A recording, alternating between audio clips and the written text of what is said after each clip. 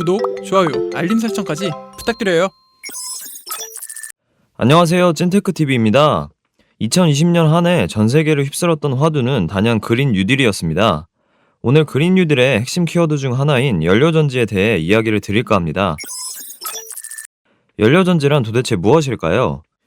수소와 산소의 화학 에너지를 전기화학 반응에 의해 전기에너지로 직접 변환하는 발전 장치로 열을 동시에 생산하는 기술입니다. 연료전지와 2차 전지는 도대체 무엇이 다를까요?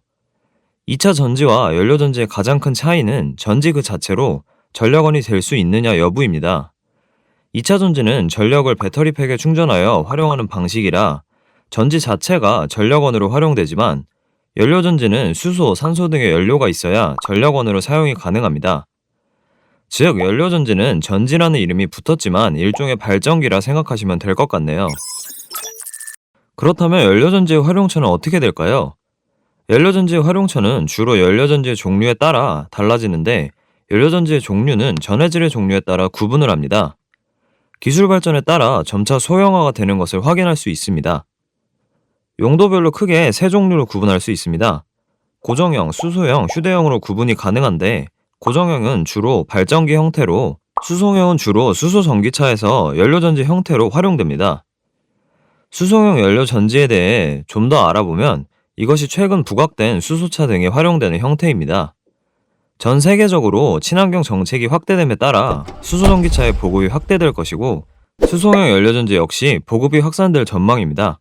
연료전지 산업에 대해 간단히 살펴보겠습니다. 우선 2018년 일본의 후지경제에서 발간한 연료전지 관련 기술 및 시장의 장래 전망 보고서에 따르면 2018년부터 2030년까지 글로벌 연료전지 시장 규모는 연평균 성장률 29.65%로 고성장을 보일 것으로 전망되고 있습니다. 용도별 연료전지 시장 전망치를 살펴보면 가장 주목해야 하는 시장은 운송용 연료전지 시장입니다.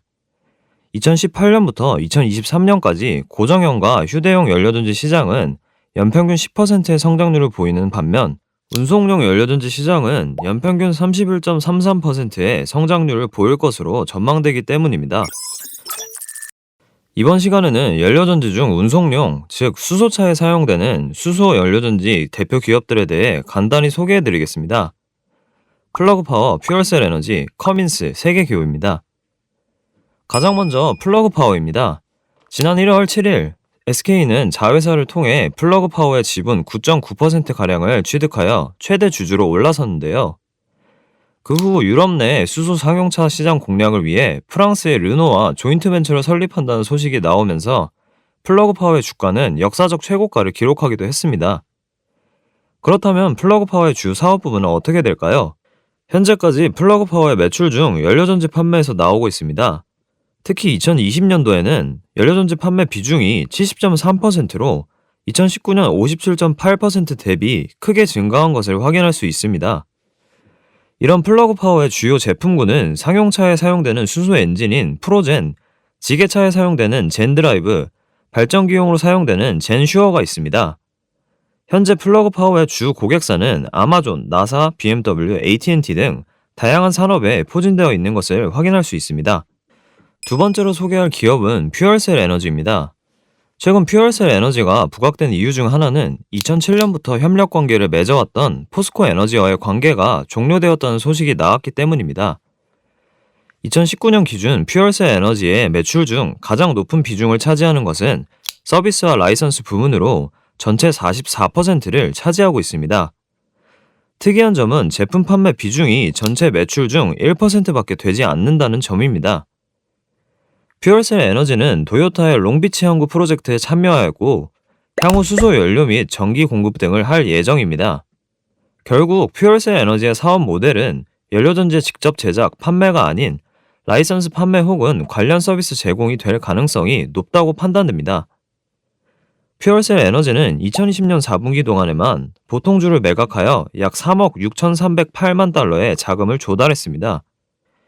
회사에서 대금 상환, 운영 및 연구개발 비용 등으로 활용하겠다고 밝힌 만큼 앞으로 나오는 결과물을 지켜볼 필요가 있겠습니다. 마지막으로 소개할 기업은 커민스입니다.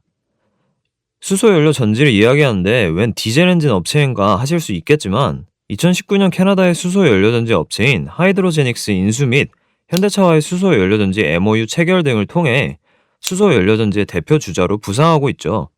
커민스의 부문별 매출 비중을 살펴보면 2020년 3분기 기준 최근 12개월 매출액 중 엔진 33%, 디스트리뷰션 29%, 컴포넌트 23%, 파워 시스템 15%를 차지하고 있습니다.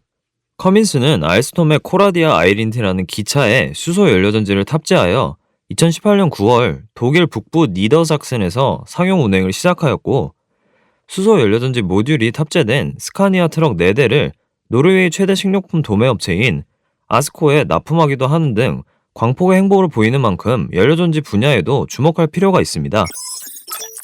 마지막으로 레피니티브 자료에 발표된 새 기업의 실적과 향후 전망을 함께 보겠습니다. 결론부터 말씀드리면 새 기업 중 향후 운송용 연료전지 시장 성장에 수혜를 가장 크게 받을 것으로 기대되는 기업은 플러그 파워일 것으로 예상됩니다.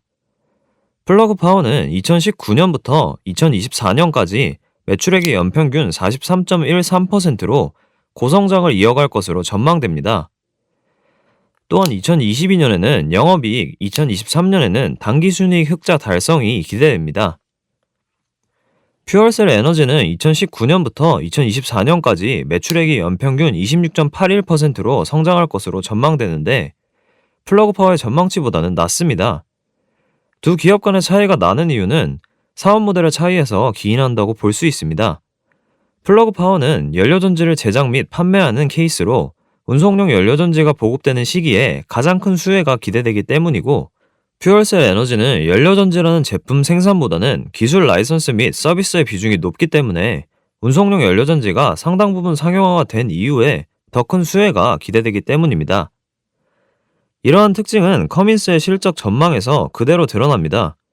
2019년부터 2024년까지 커민스의 연평균 매출액 성장률은 0.68%로 앞서 살펴본 두 기업에 비해 연료전지 시장 성장 수혜를 거의 받지 못할 것으로 전망됩니다. 하지만 다르게 생각하면 내연기관 차량이 빠르게 친환경 차량으로 교체되는 과정 속에서 매출액을 유지할 것으로 전망된다는 점은 커민스 역시 발빠르게 패러다임의 변화에 대응할 것으로 기대할 수 있는 이유가 될 것입니다. 지금까지 찐테크TV였습니다. 여러분의 성공 투자를 기원합니다. 구독, 좋아요, 알림 설정까지 부탁드려요.